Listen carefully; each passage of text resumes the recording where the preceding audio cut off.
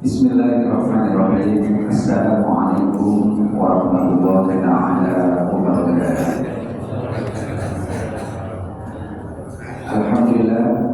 Alhamdulillahilladzi arsala rasulahu bil huda wa dinil haqq yudhhirahu 'ala dini kullihi wa kafaa billahi shahida.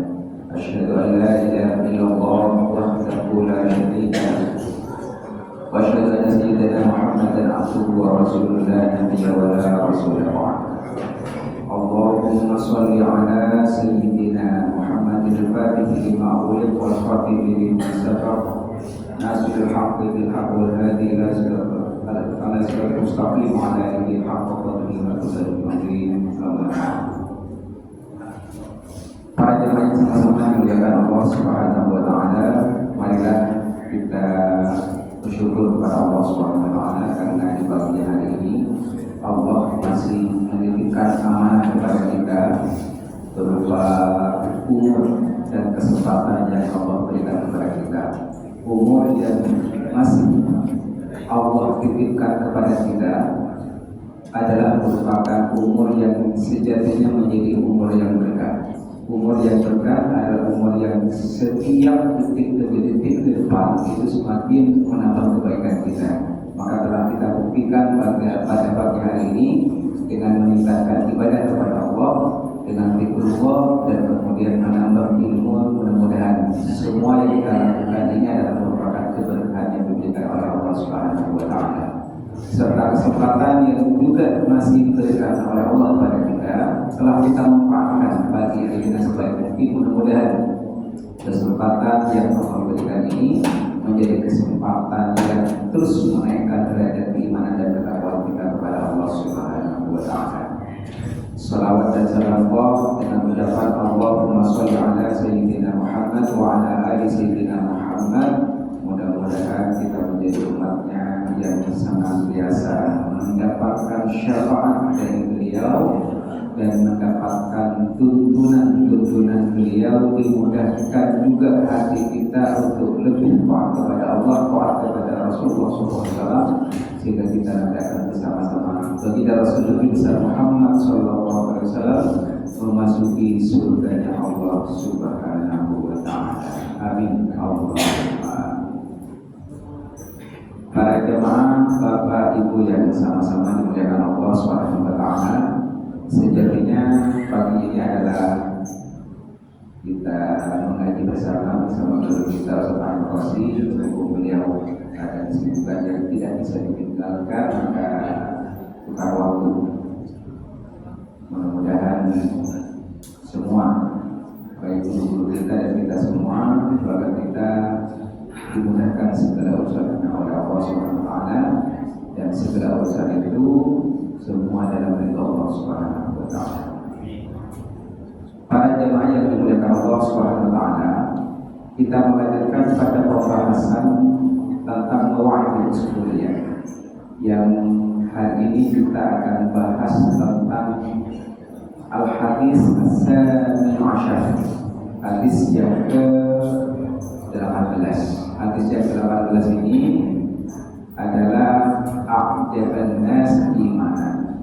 Iman seseorang, iman manusia atau iman kita yang paling menakjubkan, yang paling mengagumkan menurut Rasulullah SAW. Para jemaah yang dimuliakan Allah Subhanahu wa taala, di dalam pembahasan hadis yang ke-18 ini tentang siapa sih sebetulnya imannya yang menurut Rasulullah SAW paling menakjubkan, paling mengagumkan. Maka di hadis yang ke-18 ini dibahas Ali bin Abbas radhiyallahu taala anhu, anna Rasulullah sallallahu alaihi wasallam qala hal alimtum man a'jabal khalqi iman. Pada suatu pagi Rasulullah kemudian mengumpulkan para sahabat, kemudian menanyakan, apakah kalian tahu siapa sebetulnya imannya yang paling menakjubkan? Kata Rasulullah SAW kepada para sahabat. Dan ini hadis yang disampaikan oleh Ibnu Abbas. Kita tahu bahwa Ibnu Abbas adalah merupakan sosok pemuda remaja yang mendapatkan doa langsung dari Rasulullah SAW. Apa doanya?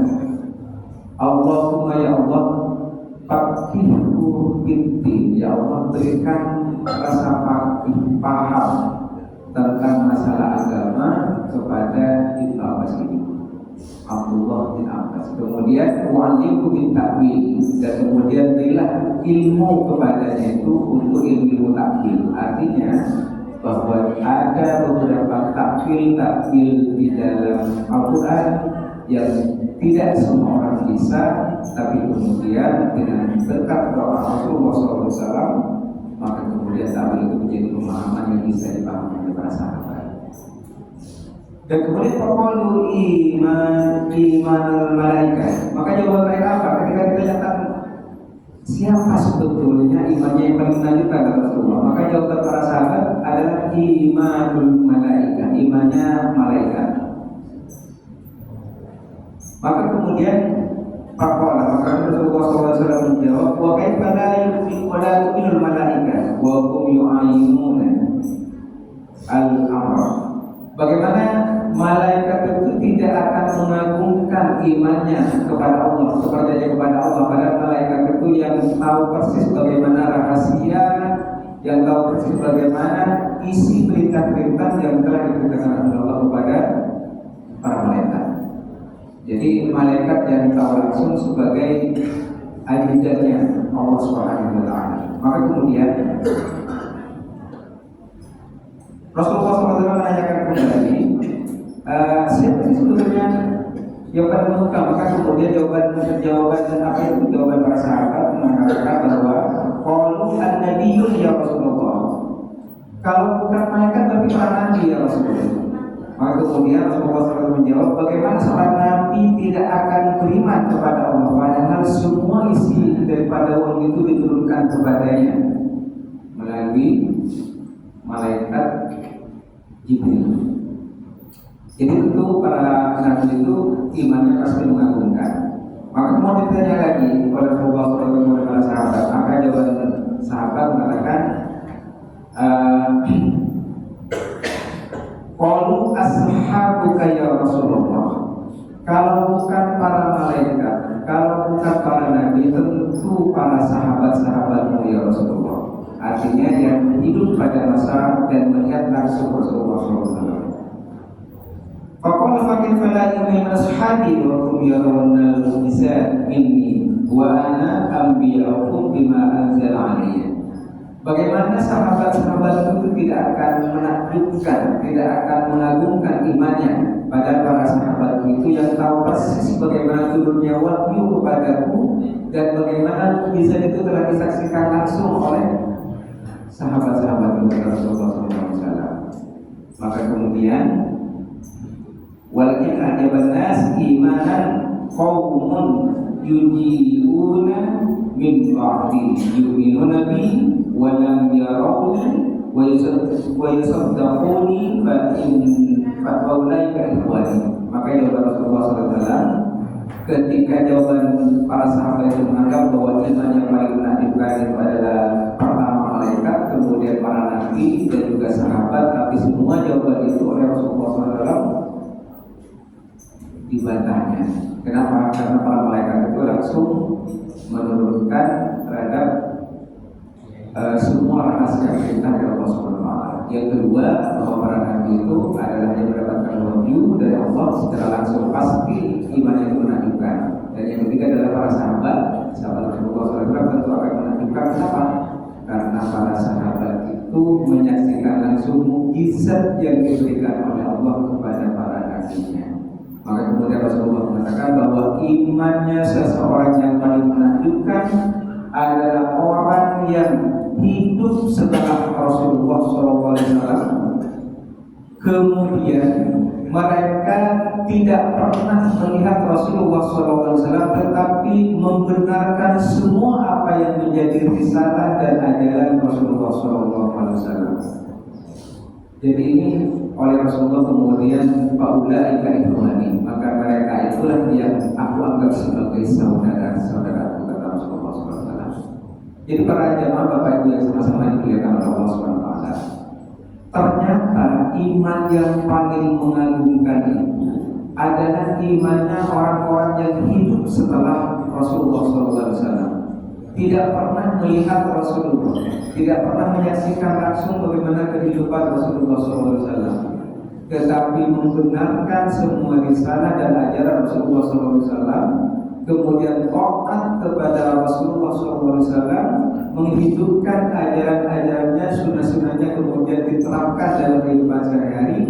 Maka orang inilah yang dianggap oleh Rasulullah sebagai saudara-saudara Rasulullah SAW. Jadi kalau sahabat itu hidup pada masa Rasulullah SAW, tetapi kalau saudara ini peringkatnya lebih tinggi daripada sahabat. Nah, saudara inilah kita ini yang dianggap oleh saudara Rasulullah kalau misalnya kita benar-benar cinta dan taat kepada baginda Rasul Nabi Muhammad SAW. Karena yang dianggap saudara itu adalah orang yang hidup setelah Rasulullah tapi mengimani kepada Rasulullah, taat kepada Rasulullah, kemudian membenarkan semua ajaran Rasulullah SAW. Ini yang kemudian disampaikan oleh Rasulullah dalam hadis yang disampaikan oleh Ibnu Abbas sebagai imannya orang-orang yang sangat menakjubkan dan sangat mengagumkan. Para jemaah yang sama-sama dimuliakan oleh Allah SWT.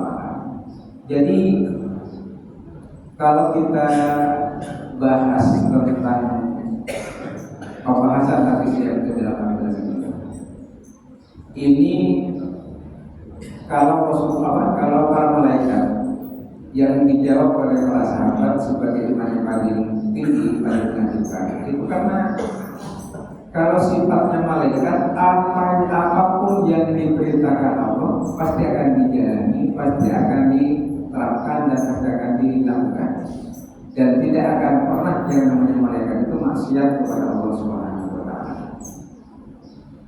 Nah, kemudian para nabi, tentu nabi punya istimewa. Kenapa? Karena nabi itu adalah merupakan pilihan Allah Subhanahu wa taala. Bahkan di antara nabi dan rasul itu ada beberapa perbedaan. Misalnya kalau nabi adalah orang yang mendapatkan wahyu dari Allah, tapi tidak wajib menyampaikan kepada umatnya, karena ada sebagian nabi yang tidak punya umat. Beda dengan Rasul. Kalau Rasul adalah utusan Allah, orang yang dipilih oleh Allah dan wajib menyampaikan kepada umatnya. Makanya sifat wajib Rasul itu ada 4. Pertama, sidik, pasti jujur, pasti benar apa yang disampaikan oleh para Rasul. Kemudian amanah, kemudian tabligh, menyampaikan, dan maqalah, tegas. Jadi sifat wajib yang dimiliki Rasul inilah yang menjadi kewajiban kita untuk mempercayai sekaligus mengagumi para Rasul. Jadi itu berbeda antara Nabi dan Rasul. Kalau dihitung, Nabi, seluruh Nabi itu ada sekitar 124.000. 124.000 itu sangat luar biasa banyaknya. Kalau Rasul ada 313, tapi dalam Al-Quran yang disebutkan dan wajib kita ketahui ada 25. Dari 25 Rasul itu masih kemudian diistimewakan lagi ada 5 orang yang bergelar ulul azmi. Nah, yang ulul azmi ini adalah Nabi Nuh, Nabi Ibrahim, Nabi Musa, Nabi Isa, dan Nabi kita Muhammad SAW. Itu yang bergelar ulul azmi. Nah, kemudian kalau sahabat ini hidup yang semasa dengan Rasulullah SAW, melihat langsung Rasulullah SAW. Jadi apapun yang menjadi persoalan dalam kehidupan baik dalam keluarga maupun urusan dunia selalu ditanyakan langsung dengan Rasulullah SAW. Maka para sahabat inilah yang berjuang bersama Rasulullah SAW. Tetapi ada orang yang hidup pada masa Rasulullah SAW, tapi tidak dianggap sahabat. Walaupun beliau ini termasuk orang yang begitu kagum dan taatnya kepada Rasulullah SAW. Misalnya Uwais Al-Qarni, hidup beliau di Yaman. Nah, karena hidupnya beliau di Yaman, jaraknya sekitar 600 km ke arah Madinah, maka beliau tidak pernah ketemu dengan Rasulullah. Saking rindunya dia ingin ketemu Rasulullah, pamit sama ibunya, wahai ibuku, saya ingin ketemu dengan Rasulullah. Hanya diizinkan.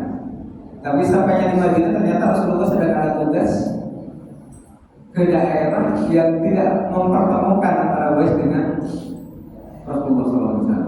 Akhirnya kemudian pulang lagi. Karena apa? Uwais ini sangat menyayangi ibundanya.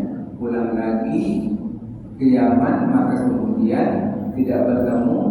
Tapi apa yang sangat mengagumkan, walaupun beliau tidak bertemu dengan Rasulullah, tidak juga dianggap sebagai sahabat yang ketemu langsung dengan Rasulullah, tapi ada satu pernyataan Rasulullah SAW yang sangat luar biasa. Ketika ketemu dengan Umar, wahai Umar, nanti pada suatu saat akan ada seseorang yang datang ke Madinah ini, maka kamu minta doa dari orang ini. Jadi ada semacam wasilah, minta doa agar didoakan oleh orang ini. Tandanya apa? Orang ini punya tanda. Jadi ada tanda hitam, kemudian datang dari Yaman. Ternyata betul, sebenarnya Rasulullah SAW. Maka kemudian sosok pemuda yang datang ke Madinah ketemu dengan Umar bin Khattab, maka kemudian minta didoakan. Itu para jemaah yang sama-sama dimuliakan oleh Allah SWT. Nah, ternyata istilah tawassul doa, istilah kemudian perantara doa itu telah dipraktekkan semasa Rasulullah SAW. Contoh yang pertama itu tadi, pesan Rasulullah SAW agar minta didoakan, minta doanya kepada Uwais Al-Qarni. Dan itu pun selevel Umar bin Khattab yang sudah dijamin masuk surga, itu masih minta doanya Uwais Al-Qarni. Itu yang pertama. Yang kedua, ketika Rasulullah SAW mendapatkan Umar bin Khattab, Umar ini pamit, ya Rasul, saya mau umroh ke Mekah.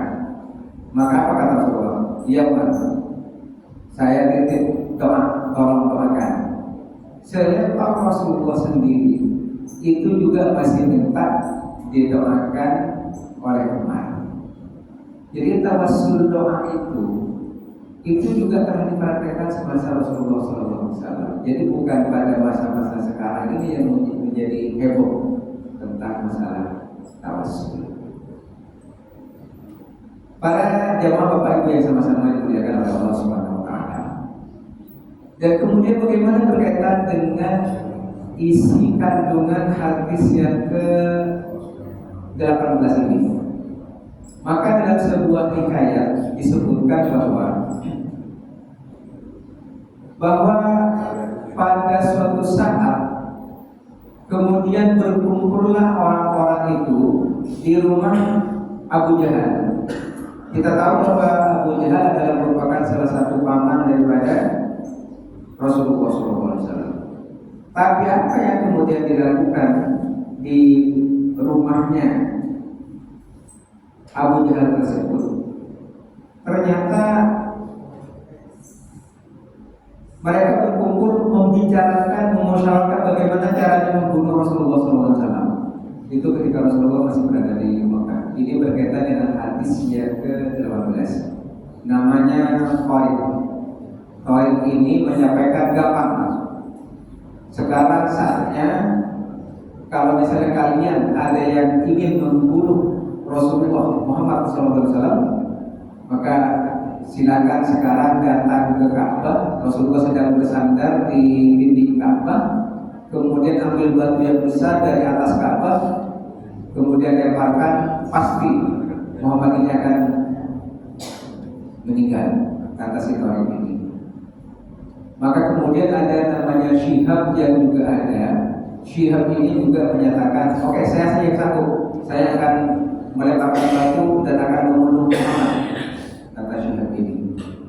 Maka kemudian datang dia ke Ka'bah, naik ke Ka'bah, ke atas itu, kemudian ambil batu, maka kemudian dilemparkan ke Rasulullah dengan batu besar yang menurut logika kita sekali lempar pasti akan meninggal Nabi kita Muhammad SAW.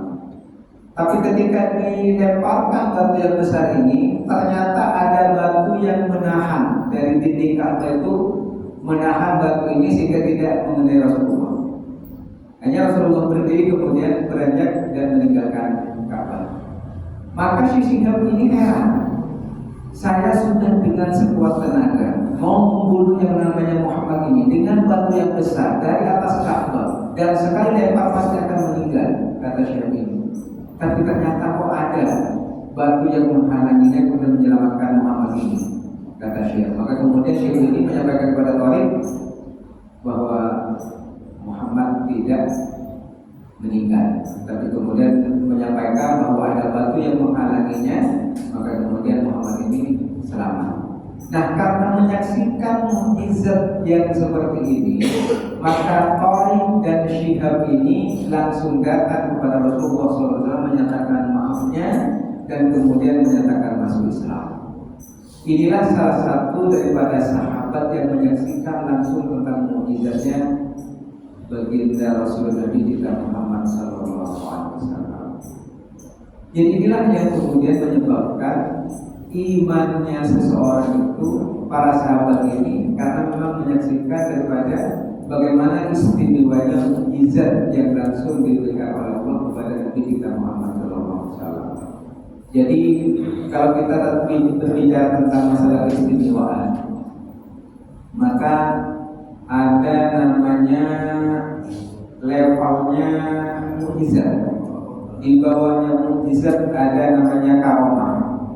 Di bawahnya karomah ada namanya ma'unah. Dan kemudian irhas. Jadi ada mukjizat, ada karomah, ada ma'unah, dan ada irhas. Nah, kalau mukjizat ini hanya diberikan oleh Allah kepada para rasulnya. Contoh misalnya tongkat Nabi Musa yang kemudian dilemparkan, maka tongkat ini menjadi ular. Itu mukjizatnya yang diberikan oleh Allah kepada Nabi Musa. Tapi meninggal Nabi Musa, tongkatnya juga sudah tidak berfungsi. Nabi Nuh membuat perahu di atas bukit. Awalnya dianggap sebagai orang gila. Kenapa? Karena perahu yang mestinya dibikin di sungai, di lautan segala macam, kok ini Nabi Nuh menyalahi akal sehat, bikin perahu kok di atas bukit. Nah, ini yang kemudian dianggap bahwa Nabi Nuh sebagai orang gila. Ternyata inilah perintah Allah yang mukjizatnya tersebut, perahu justru menyelamatkan orang-orang yang ikut bersama Nabi Muhammad SAW. Walaupun anaknya itu termasuk yang menentang ajarannya. Nabi Isa AS itu juga punya mukjizat. Mukjizatnya apa? Beliau lahir dari seorang ibu tanpa bapak. Tapi kemudian setelah lahir, maka kemudian si jabang bayi kecil ini yang baru langsung bisa berbicara. Ana Abdullah, saya ini adalah hamba Allah. Saya nanti akan menjadi nabi yang merupakan utusan Allah SWT. Jadi langsung bisa berbicara. Itu salah satu mukjizat yang dikenal dengan irhas. Mukjizat itu adalah sesuatu yang diberikan istimewa oleh Allah kepada jalan nabi. Nah, itu Nabi Isa. Nabi Muhammad juga mendapatkan irhas. Kenapa? Ketika Nabi kita Nabi besar Muhammad SAW umur 9 tahun diajak oleh Abu Thalib untuk melakukan perdagangan ke Syam. Maka sepanjang perjalanan itu ternyata ada awan yang menaungi beliau sehingga tidak kepanasan. Kita bayangkan di Mekah itu kalau panasnya luar biasa, bisa sampai 20 derajat Celcius. Itu kemudian awan menaungi melindungi Rasulullah SAW. Dan ini yang digambarkan dalam Alkitab kitabnya orang Kristiani. Maka ketika ketemu dengan Bahira ini menyampaikan bahwa ini adalah tanda-tanda Nabi. Udah pulang, jangan lanjut ke Syam. Nanti kalau lanjut ke Syam nanti dibunuh oleh Yahudi. Hanya balik lagi umur 9 tahun. Baru kemudian melanjutkan yang kedua itu ketika Rasulullah umur 25 tahun. Itu perjalanan perdagangan ke Syam. Nah, melihat mukjizat-mukjizat khas seperti ini menjadi gambaran kepada kita bahwa apa yang diberikan oleh Allah kepada Rasul itu sangat luar biasa. Maka mukjizat ini hanya diberikan kepada Rasul dalam mukjizat. Tapi sering kita kan menyampaikan ini mukjizat Allah ini.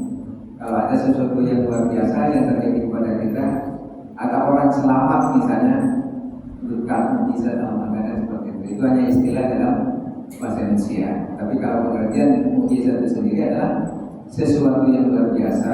Mukjizat itu kan untuk melemahkan. Jadi ada lawan-lawan politik dan syariat pada masa itu, kemudian diberikan istimewa oleh Allah kepada para rasulnya untuk melemahkan. Jadi mukjizat itu untuk melemahkan dan mengalahkan. Yaitu contohnya Fir'aun bisa melemparkan orang-orang itu melemparkan tali menjadi ular, maka dikalahkan dengan tongkatnya Nabi Musa. Nabi Ibrahim dibakar tidak apa-apa, itu juga bagian dari mukjizat. Nah, setelah mukjizat itu ada namanya karomah. Karomah itu kiroman. Karomah kali kemuliaan. Jadi ada sesuatu yang diberikan oleh Allah berupa kemuliaan, dan ini hanya diberikan kepada orang-orang yang menjadi pilihan Allah. Misalnya para wali, itu karomah. Jadi terkadang kita misalnya datang ke orang-orang yang alim, minta didoakan, kemudian dikasih air, misalnya kita minum, ternyata penyakit apapun bisa sembuh berkat daripada Allah SWT. Jadi itu bagian daripada kaum. Kalau cerita-cerita orang dulu, yang mungkin kalau misalnya para pejuang kita dulu, jadi negeri ini sebetulnya lahir dari para pejuang dan syuhada. Syuhada itu kita bicara tentang para ulama dan santri. Kalau di Bekasi adalah Kiai Nur Ali, itu yang terkenal sebagai syuhada, dan bagaimana keberanian beliau itu sangat luar biasa. Kalau dengar ceritanya beliau itu, waduh, di luar nalar. Bagaimana keberaniannya beliau melawan Belanda pada saat itu. Dan itu beliau punya 3 santri yang luar biasa. Tapi sudah yang terakhir adalah ada di dekat Galaksi. Saya sering ketemu dengan beliau, itu termasuk murid beliau. Jadi ada Kiai Haji Dahlan, itu yang samping Al-Barkah, sudah almarhum. Terus ada satu lagi, saya kebetulan begitu kenal dengan beliau, dan ada yang di dekat Galaksi punya lembaga namanya Darussalam, Bapak Haji Harada, itu adalah bagian dari santri beliau. Dan itu pejuang yang sangat luar biasa. Itu bagian dari kaum. Kalau cerita dulu misalnya, ya cerita misalnya mendengarkan cerita dari Pak Slamet Subagio, misalnya cerita bagaimana dulu ketika berperang, itu pasti tentara dulu itu datang sowan ke kiai. Karena ke kiai itu, karena cuma apa dikasih air, ini udah mau berangkat, Bismillah. Itu keberangannya itu luar biasa. Jadi karomahnya di situ. Padahal kita sebetulnya bisa baca bisa baca misalnya membaca Al-Fatihah sendiri bisa, tapi roh dari Al-Fatihah itu beda dengan orang yang memang sudah mendapatkan karomah dari Allah. Karena kalau Rasulullah itu mendapatkan jud wal karom, uhailal jud wal karom, kan ada dalam salawat itu. Ya uhailal jud wal karom, jud itu dan karom. Kalau jud itu kemuliaan yang diberikan oleh Allah tanpa diminta, itu diberikan jud. jim, waw, dan. Tapi kalau kamu tidak diminta, tapi diberikan oleh Allah dan tidak diminta kembali, itu kaum. Kalau bahasa kita kaum. Nah itu yang kemudian diberikan oleh Allah kepada para waliullah dan orang-orang yang begitu dekat dengan Allah SWT. Nah para jemaah yang sama-sama diberikan oleh Allah SWT. Lalu bagaimana dengan ma'unah? Jadi ada mujizat, ada korban dan ma'unah serta ilhas. Ilhas tadi sudah kita bahas. Nah ma'unah adalah pertolongan. Yu'idu i'anatan. Jadi ma'unah itu adalah pertolongan. Pertolongan ini diberikan oleh Allah kepada siapa saja, tidak pandang besar atau kecil, tidak pandang dia berilmu atau tidak berilmu, tidak memandang dia alim atau tidak. Pokoknya pertolongan Allah. Makanya terkadang kita lihat misalnya pernah ada sebuah perahu besar yang dihantam ombak kemudian hancur. Kalau tidak salah antara Pulau Seribu. Nah selama 3 hari itu ternyata ada sesosok bayi yang belum bisa berjalan, merangkak dan dia ada di papan. Ternyata 3 hari hidup di lautan, si bayi ini masih hidup. Itu namanya ma'unah. Ada kalau misalnya di Pantura itu sering bis tabrakan, ternyata ada anak yang lempar keluar karena saking kencangnya, maka anak ini selamat tapi orang tuanya meninggal. Nah, itu namanya ma'unah. Ada mungkin di lingkungan ternyata kebakaran, terjadi musibah kebakaran, tapi ada satu rumah yang tidak. Nah, itu namanya ma'unah. Kalau misalnya di Palu itu ada desa yang kemudian kena musibah oleh Allah karena banyaknya masih di situ, tapi ada satu masjid yang justru masih tetap jaya, tetap kemudian kokoh di atas tanah. Padahal yang kali itu tenggelam, hilang. Nah itu namanya bagian dari ma'unah Allah SWT. Jadi ada 3 keistimewaan yang Allah berikan di luar keistimewaan yang diberikan kepada para rasulnya. Nah ini para jamaah yang sama-sama dimuliakan oleh Allah SWT. Lalu bagaimana gambaran Rasulullah bahwa kita orang yang hidup setelah Rasulullah itu imannya mengagumkan. Nah iman yang mengagumkan seperti kita tidak pernah melihat Rasulullah, tidak pernah hidup di masa Rasulullah, tapi kita sangat taat kepada apa yang menjadi ajaran Rasulullah, menjalankan dengan baik. Itu adalah bagian dari saudara-saudara yang dianggap saudara oleh Rasulullah SAW. Nah antara tingkatan saudara dan sahabat tentu lebih dekat saudara. Kalau sahabat kan sekedar sahabat, kita sekedar bersahabat, tapi ada masanya. Tapi kalau saudara sampai kapanpun itu tetap menjadi saudara. Nah itu mudah-mudahan kita semua yang dianggap oleh Rasulullah dan termasuk orang-orang yang dianggap sebagai saudara-saudara Rasulullah SAW. Lalu bagaimana dengan sekarang yang lagi heboh misalnya? Yang lagi heboh sekarang tentang masalah dzurriyyah Rasulullah SAW. Nah ini yang banyak terjadi. Jadi kita memang harus sebagai pemain medsos harus juga agak sedikit arif dalam menyikapi tentang kenapa muncul tesis yang sekarang menjadi kontroversial dari Imaduddin. Kalau namanya itu tak tahu. Imaduddin. Iman itu tiang, din agama, tiang agama. Tapi ketika mempersoalkan tentang dzurriyyah Rasulullah, maka tidak lagi menjadi tiang agama. Tiangnya sudah keropos. Jadi apa ya? Termasuk bagian orang-orang yang ingin melemahkan dan ingin menghancurkan terhadap kekaromahan daripada Nabi Rasulullah SAW. Ada sebuah kisah menarik begini. Dulu ada seorang syarifah bersama anak-anaknya.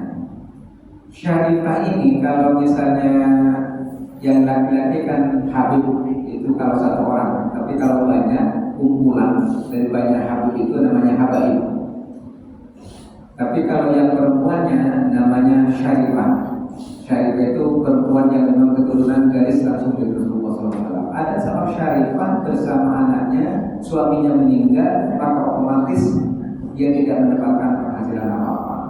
Untuk makan saja sulit, rumah tinggal juga tidak ada. Kemudian dia datang ke seseorang yang alim, berilmu dan juga punya harta yang lumayan. Datang, saya adalah Syarifah keturunan Rasulullah. Saya ini mau minta bantuan untuk makan keluarga sekaligus untuk tempat berteduh. Gitu ya. Ternyata orang alim ini menolak.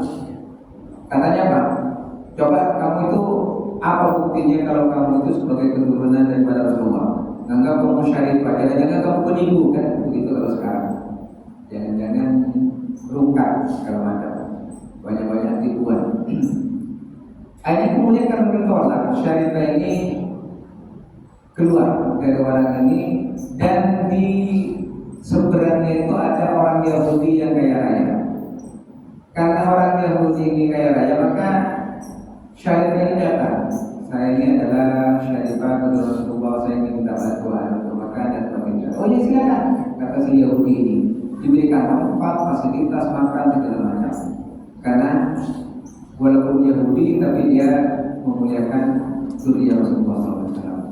Kemudian ditampung. Nah pada suatu malam, ternyata orang alim yang menolak Syarifah ini ketemu dengan Rasulullah dalam mimpinya. Ternyata Rasulullah itu tidak menoleh sedikit pun, ketika mau bersalaman juga tidak dianggap, tidak digubris. Maka dia menyesal ketika bangun tidur dan ingin mencari Syarifah yang ditolaknya. Ternyata sudah ditolong oleh orang Yahudi ini. Ketika diminta, orang Yahudi, saya mau minta ini, perempuan yang mau tolong untuk saya bantu. Oh enggak, saya justru malah ketemu dengan Rasulullah, kata si Yahudi ini. Rasulullah sudah menjelaskannya. Kemudian sejak itu Yahudi masuk Islam. Pertama karena memuliakan zuriat Rasulullah, yang kedua kemudian bisa ketemu dengan Rasulullah dalam mimpinya, maka dia masuk Islam. Nah ini menggambarkan kepada kita bersama bahwa keturunan Rasulullah SAW sebagaimanapun misalnya kurang berakhlak seperti apapun, tetap kita ihtiraman, menghormatinya. Karena Rasulullah menjamin bahwa nanti siapapun yang menghormati keturunanku, Rasulullah tidak akan bersama Rasulullah SAW. Jadi kan kadang digambarkan bagaimana kemudian yakin bahwa ini Habib segalanya, ini Habib atau apa, jangan-jangan Habib palsu gitu kan, harus dites DNA, terkadang begitu. Bagaimana tes DNA dengan Rasulullah SAW? Pokoknya ini namanya Habib atau Baib ihtiraman. Kita tugasnya adalah ihtiraman, menghormati beliau. Menghormati beliau itu bagian daripada kita memuliakan Rasulullah SAW. Jadi ceritanya kalau tidak salah, orang ini ingin menikahi seorang Syarifah, tapi kemudian ditolak dan ingin menjadikan dirinya itu bagian dari zuriat Rasulullah. Tapi karena ditolak, maka kemudian dia membenci daripada keturunan Rasulullah SAW. Jadi kita memang harus di zaman yang penuh dengan fitnah ini, kita harus berhati-hati sebagai bukti bahwa cinta kita kepada baginda Rasul Nabi Muhammad SAW. Dan mudah-mudahan kecintaan kita ini menjadi kecintaan yang akan dianggap oleh Rasulullah sebagai saudara-saudara Rasulullah SAW. Nah itu, jadi dari cerita itu tadi tentang Syarifah yang kemudian ditolak oleh orang alim yang sudah taat beribadahnya kepada Allah, tapi ternyata oleh Rasulullah dalam mimpinya itu justru tidak dianggap oleh Rasulullah SAW. Justru orang Yahudi yang menolong Syarifah ini kemudian sampai mengantarkan akidahnya dia masuk Islam, itu yang akan menyelamatkan dia dan memuliakan daripada keturunan Rasulullah SAW. Jadi memang banyak dari apa itu keturunan Rasulullah SAW itu memang banyak. Ya memang ada sebagian, namanya juga keturunan. Tidak semuanya baik. tidak semuanya seperti Rasulullah SAW. Jangankan yang keturunan sudah kesekiannya, sekian puluh gitu, pasti ada yang akhlaknya mungkin kurang benar dan juga mungkin menyimpang, itu ada, memang ada. Dan itu tidak perlu kita jadikan sebagai panutan, cukup kita menghormati saja. Kayak misalnya Kan'an itu anaknya Nabi Nuh, sudah anak langsung dari Nabi Nuh, tapi menentang Nabi Nuh, menentang ajaran Nabi Nuh. Maka kemudian Nabi Nuh sampai menangis ketika melihat Kan'an terapung-apung di lautan saat itu. Kemudian Nabi Nuh sama orang-orang yang beriman berada dari atas kapal atau perahu menyaksikan anaknya yang kemudian minta tolong. Maka kemudian menangis Nabi Nuh. Dan Kan'an tetap dengan keyakinan tidak mau tunduk dan patuh kepada ayahnya. Ini seorang Kan'an, anak daripada Nabi, apalagi keturunan yang jauh dari Nabi kita Muhammad SAW. Tetapi memuliakan tetap. Kenapa? Tentang masalah rahmat Allah, kasih sayang Allah kita juga tidak tahu diberikan kepada siapa. Tentang hidayah Allah juga kita tidak tahu. Betapa banyak orang yang kemudian orang yang awalnya ahli ibadah, taat kepada Allah, tapi kemudian dia hidupnya justru menjadi hidup yang su'ul khatimah. Tapi betapa banyak orang contoh yang kemudian asalnya su dalam kehidupannya, dalam amalnya, justru di akhir hidupnya itu menjadi husnul khatimah. Makanya kita sering berdoa setelah sholat itu, Allahumma khtim lana bi husnil khatimah. Ya Allah, akhiri hidup kami dalam keadaan husnul khatimah. Itu doa kita yang terpenting, kita mengajarkan kepada Allah Subhanahu wa taala. Baik Bapak Ibu yang sama-sama dimuliakan Allah Subhanahu wa taala, sudah jam 6. Mungkin ada beberapa hal yang perlu disampaikan, ditanyakan, kami persilakan. Ya, silakan. Assalamualaikum warahmatullahi wabarakatuh. Untuk tiga tingkatan dari mengenai mukjizat